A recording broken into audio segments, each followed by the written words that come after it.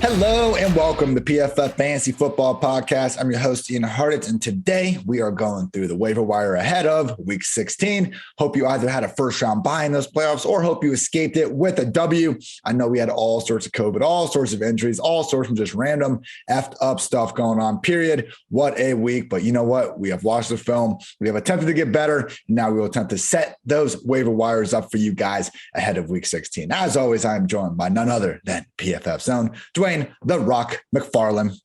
Dwain, we do our Sunday night podcast. We review all these games, and there's always one real big thing that happens that we just managed to miss by a hair. But luckily, you told all listeners of this podcast for weeks to go get Ronald Jones, just in case Leonard Fournette got hurt. And here we are, Dwain. I hope they listened.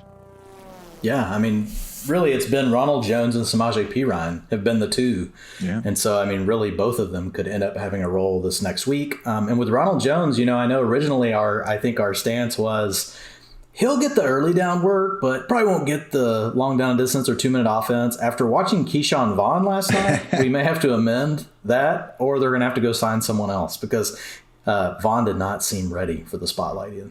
Yeah, he dropped that ball, and I think Collinsworth was saying, if you drop that pass on Thursday Brady's probably not going to be out there on Sunday. And they cut to Brady, who was just staring a hole through Vaughn's soul. So, it's a fair point, and we will get to that in a minute. But again, trying to not only set you guys up for the upcoming week, but always in the future as well. So, Dwain, let's kick things off with quarterback. Now, there's no bye weeks. Yeah, this is the second round of the playoffs. I would really hope most people are probably set up already well enough at quarterback. But hey, maybe you're not. Maybe you need a streamer. Maybe someone gets hurt between now and when you listen to this podcast. So with that said, I think the big five that are available in more than 50% of Yahoo, ESPN sleeper leagues, we got Matt Ryan going up against the Lions, which I don't love. I think it's pure matchup based. Between weeks 10 through 14, Matt Ryan finished as the QB 21 and the QB 33. He is the QB 11 pre-Monday and Tuesday football here in week 15, but at the same time, man, just such a low floor. And yeah, I know the Lions don't have a good defense, but the Falcons don't really have a good offense. And I think the same thing is true on the other side of the ball. We have Jared Goff. He actually has shown a little bit more of a ceiling last 3 weeks, QB 6, QB 23, and QB 7, again, pre-Monday and Tuesday night football. We're recording this at 3:40 Eastern PM on Monday afternoon. We also have Tua going up against the Saints. Saints, if you look at their fantasy points per game this year, you'd say, okay, this is a pretty good matchup, but they also just shut down Tom freaking Brady and the Buccaneers to the tune of absolutely 0 points. So if, Tua is standing as the QB9 this week's hold, that will be his first top 12 finish since week 7. Again, just not seeing a ton of upside. That leads me to, in my opinion, the top 2 streamers of the week.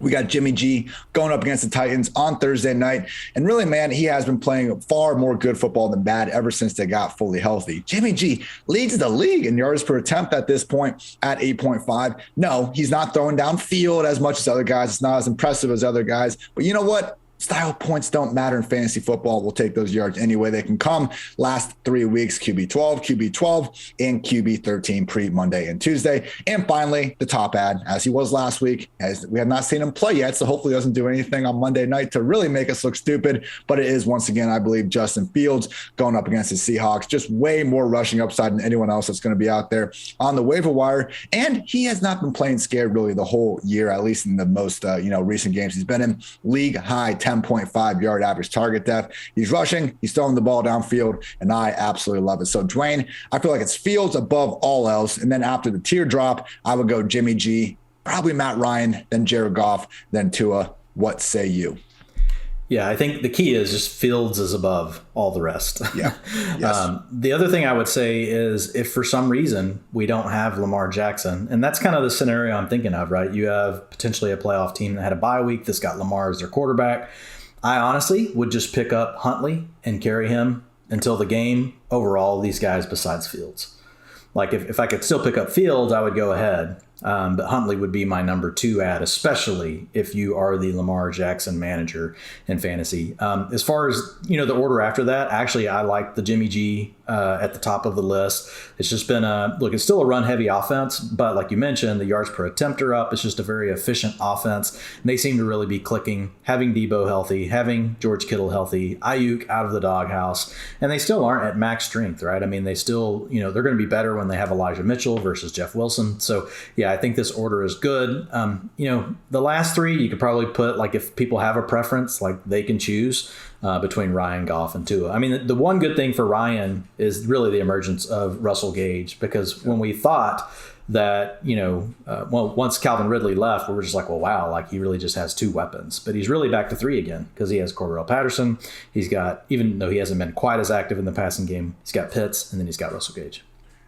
Just to quickly sum that up, Justin Fields, number one above all else. It's a great point on Huntley. If you do own Lamar Jackson, go ahead and scoop up Huntley as the backup for him. It does seem like Lamar is going to be back and playing. I mean, I'd be really surprised if he misses next week after, seeming like he was a game time decision going into Sunday. But yeah, we have seen enough from Huntley to know that he can be an upside QB2 at worst for however long Lamar is going to miss time. But assuming Lamar is back in there behind Fields, we have Jimmy G ahead of Matt Ryan, Jared Goff, and Tua. So Fields, Jimmy G, Ryan, Goff, Tua, Huntley behind Fields if you have Lamar on your team, or we find out Lamar is not going to play again. Now, for the main event, Dwayne, we got some running backs to go through. Samaje Perine is looking like a capable ad.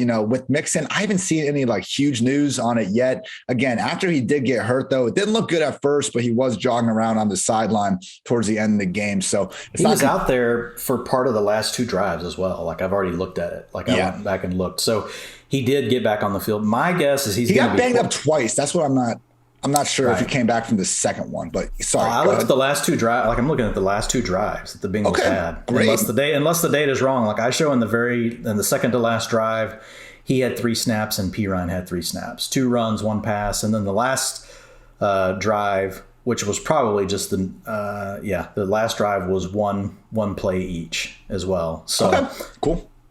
So my guess is he will be questionable. Obviously, we'll have to keep an eye on it, but I don't know that I feel as strongly about him missing time, right, as we do some of the other guys.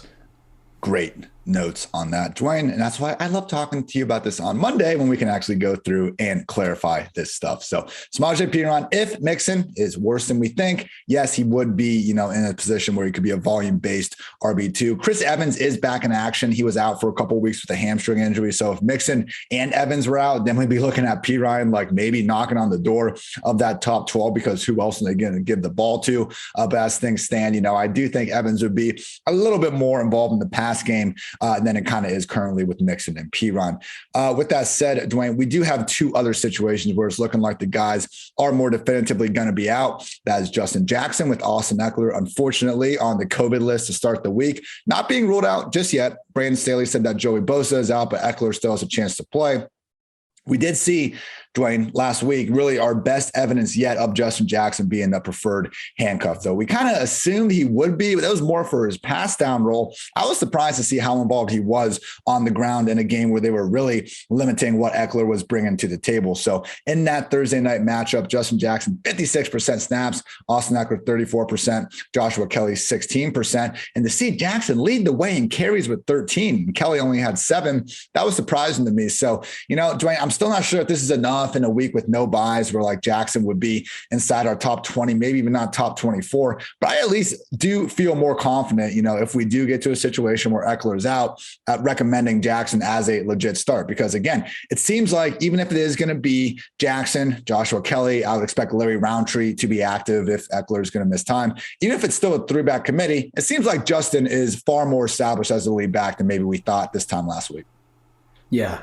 And I'm with you. It's I feel more confident, but I'm also not all in on this situation, just because we've seen how much they'll move things around. I think the big thing for Jackson is he's definitely the best passing down back, so that gives him the avenue to be out there the most. But I think we could still easily see Kelly involved plenty. You could see Roundtree involved plenty, but maybe kind of like what we see with Tennessee, 50%, maybe 40, 45% of the snaps, but 50% of the rushing attempts, go to to Jackson, somewhere around there. And then the other two guys split the rest. But like, it's just also one of those things where would we be surprised? Like if Justin Jackson really didn't do anything? No, that's also in the range of outcomes. So yeah, I think you have it broken down well. That's about how I feel about him. RB3, not RB2. And that's okay. We can't all have great things. Justin Jackson can still be a very good fantasy asset. Also in Detroit, Craig Reynolds is getting, everyone's eyeballs lately. 27 touches last week. Now, this was an inexplicably awfully positive game script in that beatdown against the Cardinals. He only had 13 touches the week before against the Broncos when the Lions were more predictably beaten down and lost that game by multiple scores. So the thing with Craig Reynolds, I know he's playing well. The Lions signed him to the active roster. Looks like he might be on the squad through 2022. With that said, this has all been happening, not just with DeAndre Swift he's not on IR, but he's been missing time with a shoulder injury. The bigger issue is Jamal Williams on the COVID list, and not guaranteed to come back. So if Jamal comes back, like I'm just worried about Craig Reynolds even having this same sort of role, because before Reynolds got onto the squad, this was Jamal Williams who was playing this role. So yeah, Reynolds has been fine, but I don't know if he's been overwhelmingly good enough to just continue to keep this job if Jamal Williams is going to come back into the fold. They signed Jamal Williams in free agency to, a lofty contract. We have Craig Reynolds who, let's face it, is a journeyman. He's been on Washington, Jacksonville, and Detroit now in his 3-year career. And before, week 14, I think a lot of us, maybe even including the Lions, didn't have too much of an idea of who this guy was. So specifically, he has been on the team since August. So I'm not saying he's just completely new to the situation. But Dwain, if Jamal Williams is active, I would expect Jamal to be leading this backfield once again.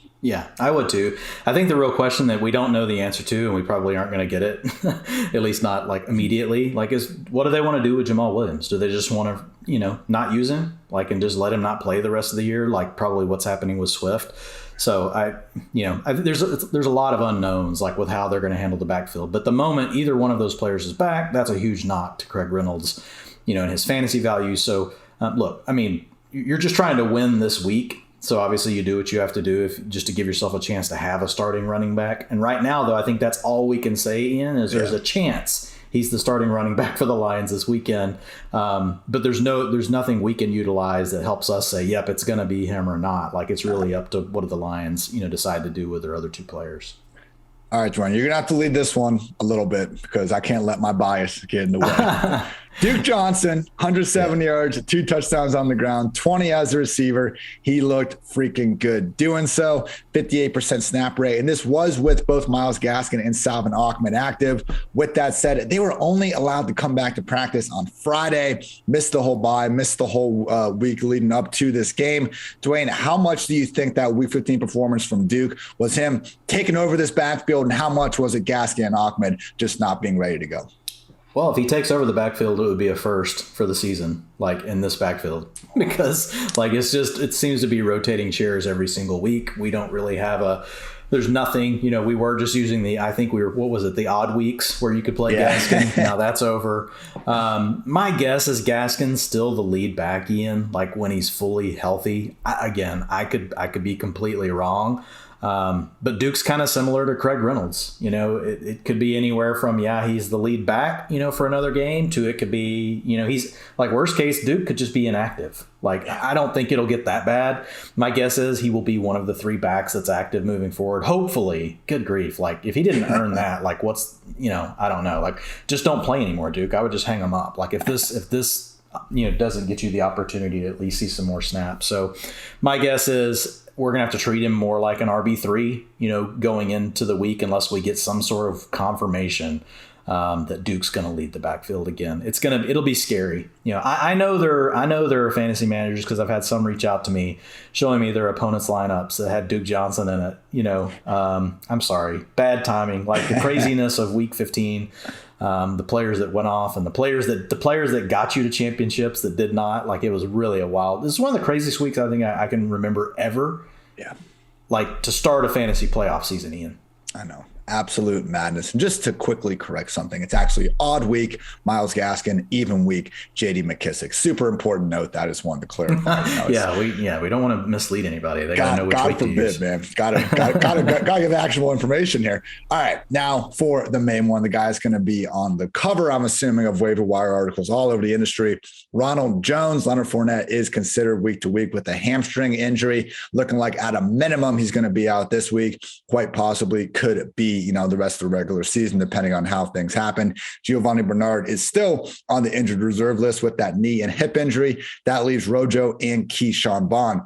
Dwayne, what did you see from the utilization last night? Because, as we were saying before, Keyshawn Vaughn didn't exactly show the huge ability to be a sort of, dynamic pass catcher to split this backfield. Personally, I see Rojo basically taking that Leonard Fournette role, where the only time Vaughn might be playing is like when Gio played, pure 2-minute comeback mode situations where, let's face it, probably not going to see Tampa Bay in that situation too much with 2 of their final 3 games coming against the Panthers. Yeah. With Jones, I think, for now, I am going to assume that Vaughn is getting the long down and distance and the 2-minute offense. He did get that for the most part yesterday. So I think we have to assume that for now. But it is worth noting, like we said earlier, like he didn't look good, in that role. So he's going to have to definitely practice better. Like he's going to have to show that he's ready for that. And if he doesn't, we could see Ronald Jones truly in like an every down role, with the Bucs offense. Now, luckily the Bucs do have some nice matchups because their offense right now, like this, it's at a low point for the season.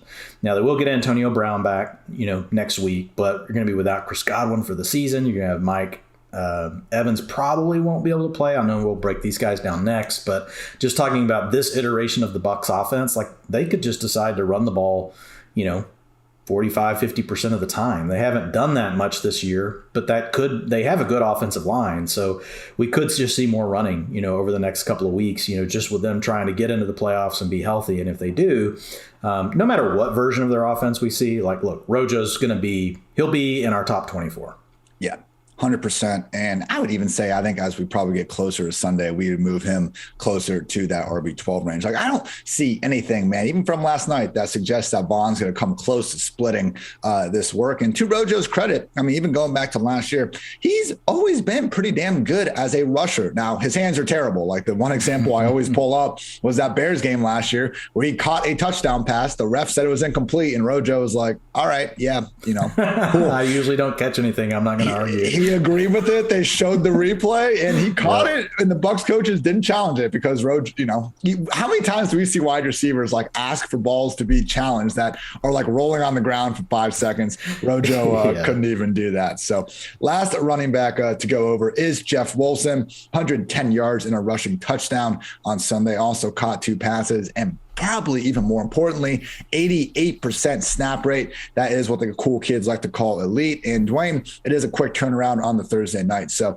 this is one of those situations where if Elijah Mitchell is back, then Wolson isn't even going to be, a flex option. If he is, it's not going to be a very one you feel good out. But if Mitchell's out, man, Jeff Wolson might find himself in that RB1 range. Yeah, I mean, I think Jeff Wilson, you just think of him as being, that mid-range to high-end RB2 any week that you don't have Mitchell. I don't want to say RB1 because then some of you guys get pissed off when he gives you an RB15, performance. Look, most folks were off Wilson, despite only the $5,000 tag on DK this week. I think like his rostership was like 10% or something. I can't remember. But like, so folks, that recency bias is real. So don't overreact to this. But look, he had Elijah Mitchell's role, and we've talked about it for a few different weeks. So if you have the lead back in a run-heavy offense like the 49ers that also happens to run one of the best schemes for running backs, like, look, you just take it anytime you can get it and you start it. All right, so breaking down these 6 guys, I think there's a pretty clear tier cutoff. And this is assuming, we're going to go ahead and assume that Mixon plays. Let's assume Mixon plays. I don't think there's too much reason to believe at this point that he's going to be out. So Ronald Jones, I think should be the top one. We're getting him this week, probably next week even, and he's the freaking Tampa Bay Buccaneers lead running back. After that, we have Jeff Wilson, who we probably like. Jeff Wilson and Justin Jackson to me are in the same tier. Maybe they get one more week. It's probably not going to be two, and we are looking at situations where less so with Wilson, more so with Jackson, where there's going to be some split touches going on. After that, Duke, I'm with you. I do see Gaskin probably getting more control of his backfield. We don't really know. Craig Reynolds, similar situation where Jamal Williams should be back. And again, there's no way the Lions are going to win another game this year by that many points. Maybe I'm wrong. There is a way. It is theoretically possible. Unlikely. We'll go with that instead. And we talked about P. Ryan. So Dwain, Rojo, Jeff, those are the only guys that, I think have a chance at being ranked in our top 15, top 20, like no matter what goes on here. And then tier gap, Justin Jackson, Duke, Reynolds, P. Ryan. I agree. Like the only other way P. Ryan would, but we would have to hear for sure that Mixon was out. Yes. These others, I don't think you're going to get enough clarity before game time to really be able to rank them, very high. I agree with the guys that you have named. And look, I know you got some others down here, but like Devin, I was going to mention Devin Singletary. For some reason, he is available. Like he is, he's a rest of the way low end RB2 that can give you some upside. Like he's taken over the backfield over the last 2 weeks. He had 81% of the snaps in week 14. This past week, he was over 90%. And this past week, he also handled, a ton of the rushing attempts. And part of that was because we had Josh Allen, having to, he's trying to get over a foot injury, but that could linger over the next couple of weeks. But the main thing is you got Singletary now down to just really a two-way backfield with he and Breida. And Breida hardly played at all yesterday. So I think we're in a really good spot with Devin Singletary. So if he was available, I would still rank him, though, probably after Rojo, just because of the upside Rojo gives you. But then he would sneak in ahead of Wilson and Jackson, because I think right now, like, we have to treat him like he's won this role for the rest of the year. Yeah. Would you put Deontay Foreman, if available, which he's like 70% plus rostered, so I don't think he's available. I think he fits down there with Duke and Reynolds and P. Ryan and those guys. Honestly, like I would bank on like maybe one of those other players gives you more upside eventually, because we've just seen like the Titans backfield, they're not changing. They're going to use three guys. Like they've given us the blueprint. Whereas one of these other situations could actually change. Like if they shut down Jamal Williams, then all of a sudden we'd be like, okay, well, I'll start Reynolds over Deontay Foreman. Like if all I got to worry about is just him and Godwin. So just to quickly recap, Ronald Jones, the number one waiver wire running back addition of the week. After him, Jeff Wilson. Keep an eye on that Elijah Mitchell news, because if we find out Mitchell's good, Wilson's going to be relegated to basically next to nothing. Then Devin Singletary, if available, probably not, but you could imagine what it'd be like if he was. Then Justin Jackson, tier gap, Deontay Foreman, Duke Johnson, Craig Reynolds, and Samaje Perine. We got some wide receivers here, Dwain. I think it's kind of similar to last week where, we don't need to spend 20 minutes breaking down these guys. I think they've actually kind of established themselves. There's nothing too crazy to talk about except maybe with Tampa Bay. So I'm just going to run through these real quick. Amon-Ra St. Brown balling over these past 3 weeks, and he's got a matchup against Atlanta, one of just 3 defenses to allow over 30 explosive plays to slot receivers, 25th in overall passing yards allowed out of the slot. Like Amon-Ra St. Brown, we got Russell Gage, similar number 1 receiver in the slot and a good matchup against the Lions. We just saw what Christian Kirk did in the secondary. I think both those guys are going to be, if not in the top 30, pretty damn close, definitely in the top 36. We also got Gabriel Davis. We're talking upside wide receiver 3s all the way around here at worst with Gabriel Davis. Dwayne, I know I saw you tweeting some information earlier that, was basically reflective of what we already talked about last week in terms of against man coverage teams. There's Stephon Diggs, then there's Gabriel Davis. Like they are featuring Davis ahead of Beasley. And when he was on the field, ahead of Emmanuel Sanders against man coverage this year, New England has the 5th most plays in 2-man, cover 0 and cover 1. So looks like a good enough matchup for him. I think it's a slight tier drop off after that to Marquez Valdes-Scantling. We know when Aaron Rodgers is your quarterback, big things can happen. Like he's playing incredible football right now. I think he's had like a 13 touchdowns, 0 interceptions over his last 4 games. Like we're starting to hear MVP murmurs. With that said, it's always Devontae Adams, number 1. After that, it could be MVS. It could also be Allen Lazard.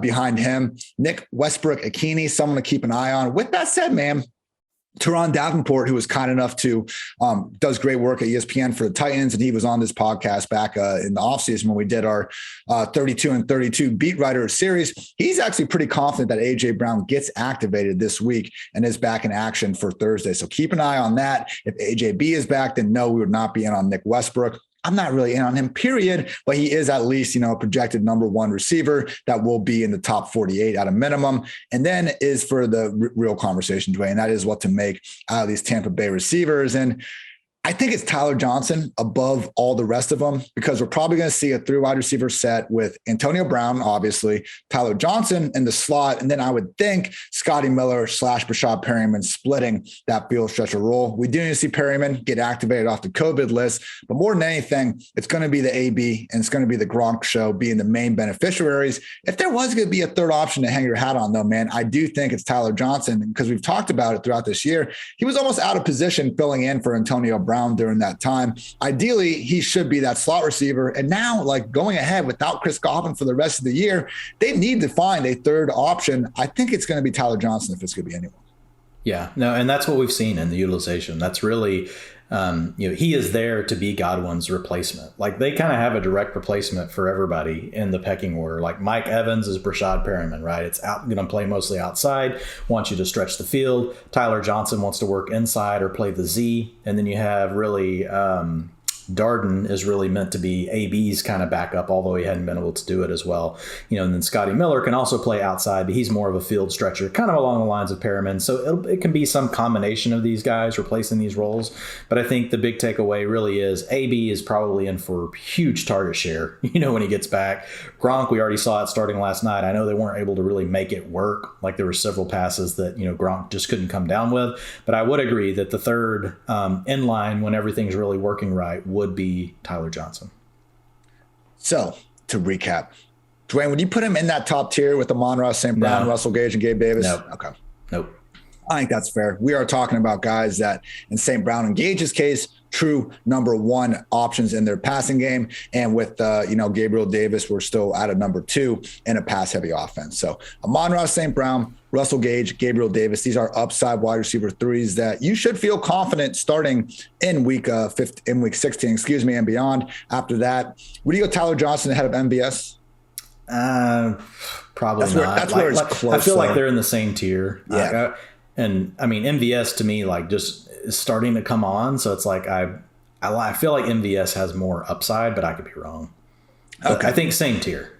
Yeah, and I don't really want anything to do with Nick Westbrook, Keeney, either way. I don't even if AJB is NWI, I don't want any part of. NWI. I think it's really cool, man. We can eventually come up with some NWA, have that logo but make it NWI. But I don't think we're at that point yet. Amon-Ra St. Brown, Russell Gage, Gabriel Davis. Tier drop off, Tyler Johnson, MVS. Great day to be great. And I just saw in one waiver wire article, Christian Kirk was being thrown out there. So for the love of God, if Christian Kirk is on your waiver wire, go get that guy. Low end wide receiver 2, the best way with DeAndre Hopkins out of the picture.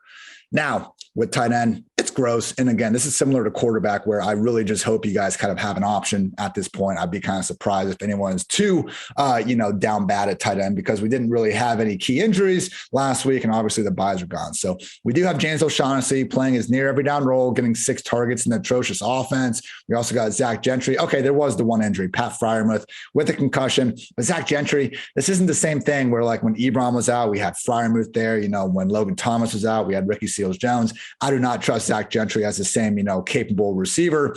And in this Pittsburgh passing game, we've seen it all year long. The only real consistency is Deontay Johnson. And behind him, the only real consistency is the general inconsistency involved with everyone. We do have Evan Ingram in a good matchup against the Eagles. CJ Uzomah against a Baltimore defense that Joe Burrow absolutely shredded last time around, because Burrow murders the blitz, and the Ravens blitz more than just about anyone. Finally, Cole Commet against the Seahawks. Every down roll, Fields in a good matchup. The only problem is Jimmy Graham and his no trade clause are going to steal some red zone looks when you least want him to / expect it. So, Dwain, I think it's Commet, Uzomah, and Ingram, I think, are in the upper tier with this. If you want to kind of flip that ranking around, I don't blame you. And then I don't want anything to do with O'Shaughnessy or Gentry. No, I think it's Commet and then Ingram, just because Ingram, we've seen, whenever they don't have a slot option, we've got Sterling Shepard out for the season. Yeah, at this point, I think Ingram is slightly ahead of Uzomah, and Ingram's one of these guys, like, I know, like, the underlying athleticism, like, is still there. It's just, a matter of him. He needs an escape route, Ian. Like, he needs to be out of the Giants organization.